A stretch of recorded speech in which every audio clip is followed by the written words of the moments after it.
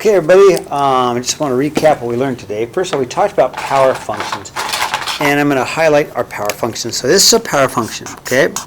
Well, it doesn't tell you much, but it really is a single term, so it's one term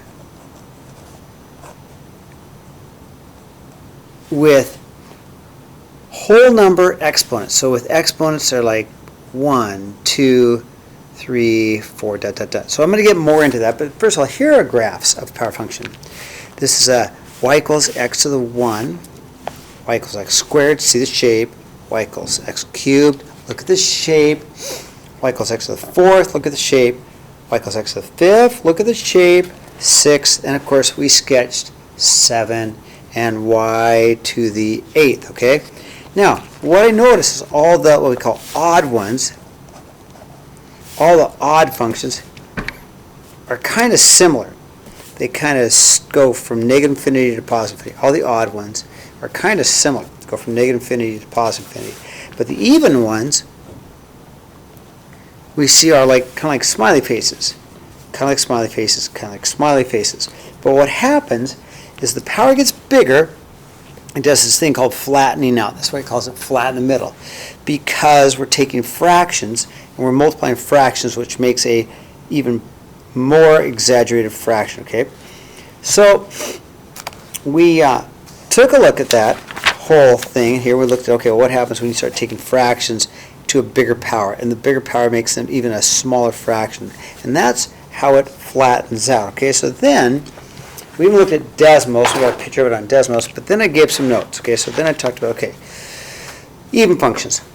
For us, the easiest definition for an even function is any function that can be spun has symmetry to the y-axis.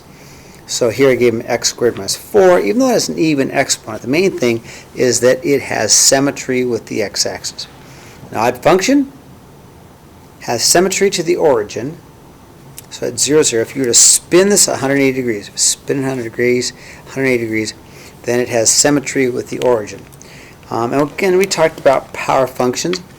A single term, but the exponents are like exponent of 1, 2, 3, 4, dot, dot, dot, dot, which made these graphs that we talked about, right? And we talked about all these graphs. So here are power functions, even and odd power functions, all right? And then finally, we talked about our homework, and what we want to do on our homework was basically just go through. Here's our homework, and we wanted to graph these particular power functions, but I wanted you to plug these numbers in. Plug these numbers in for x and get your corresponding y values, and then graph it. Okay, so we did an x squared, x cubed, x to the 4th, x to the 5th, x to the 6th, x to the 7th. An even number 7 is a combination, but it is going to be an even power, and even 8 is a combination, but it's still an odd power. So that's what we did to get the actual graphs, to explore even and odd functions. Okay? All right, so that's a recap of what we did. It's pretty short.